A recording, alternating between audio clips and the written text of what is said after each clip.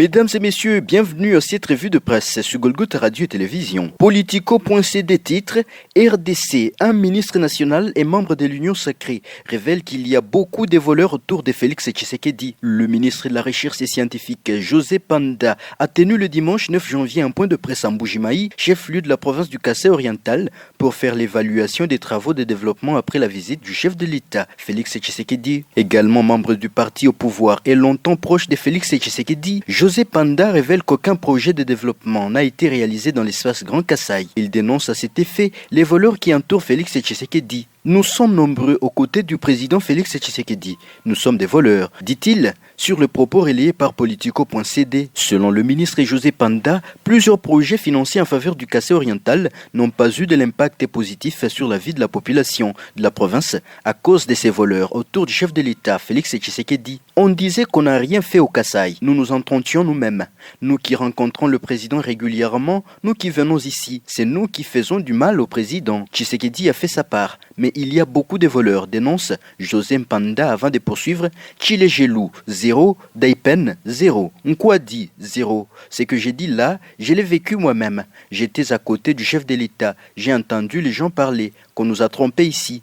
Les gens sont en train de parler comme dans un tribunal public, relate-t-il, indiquant que si le chef de l'État n'était pas robuste, il allait tomber. 7 sur 7.cd revient sur le rappel du Premier ministre Jean-Michel Samaloukonde, intervenant dans la suite de la communication du chef de l'État lors de la 35e réunion du Conseil des ministres tenue le 8 janvier dernier. Le Premier ministre Jean-Michel Samaloukonde a d'abord présenté au nom des membres du gouvernement et au sein les vœux les meilleurs au président de la République. Dans la foulée, Jean-Michel Samaloukonde a rassuré le chef de l'État que ses instructions seront scrupuleusement respectées. D'après le compte rendu du Conseil des ministres, le chef du gouvernement qui a suivi étroitement la tournée du président de la République, ainsi que ses échanges avec la population, va redoubler d'efforts pour que les actions de l'exécutif national, notamment l'effectivité de la gratuité de l'enseignement, le plan de développement des 145 territoires et la couverture santé universelle, soient une réalité palpable pour les populations, aussi bien dans les centres urbains que dans les milieux ruraux.